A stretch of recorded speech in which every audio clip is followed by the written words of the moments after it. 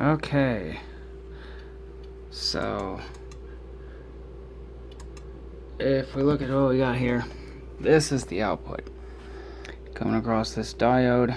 It's being pulled on by a few resistors here, over a half meg at least.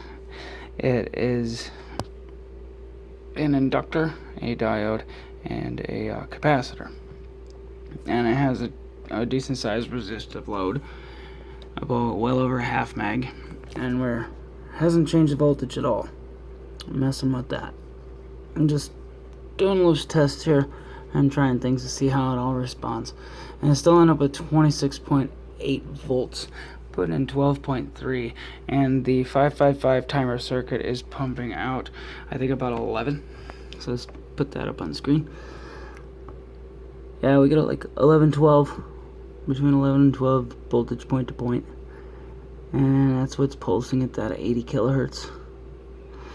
The top of it, though, interestingly, is plus 9.6. So it must be pulsing under a little bit somehow. I'm not sure how that works. But the amazing thing is the output of this transformer.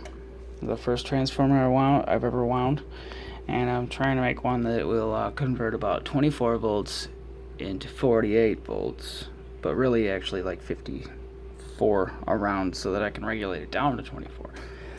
Now, coming out of this leg here between the two sides of it, when I turn that on, you'll drop the massive spike in the positive way. And Ed said that'd be the negative spike from the front side. I'm not sure. Not an expert on it, don't quote me. You have a bit of a ring coming down from the capacitor after it, and the inductor ringing back between each other. But using the inductor to smooth it out along with that diode and a capacitor seems to be the awesome way to go.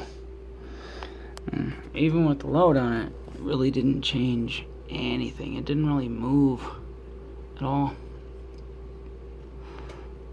This isn't so much a final design, except for as I'm doing experiments, trying different little bits of circuit to see what really will be in the behavior from different components.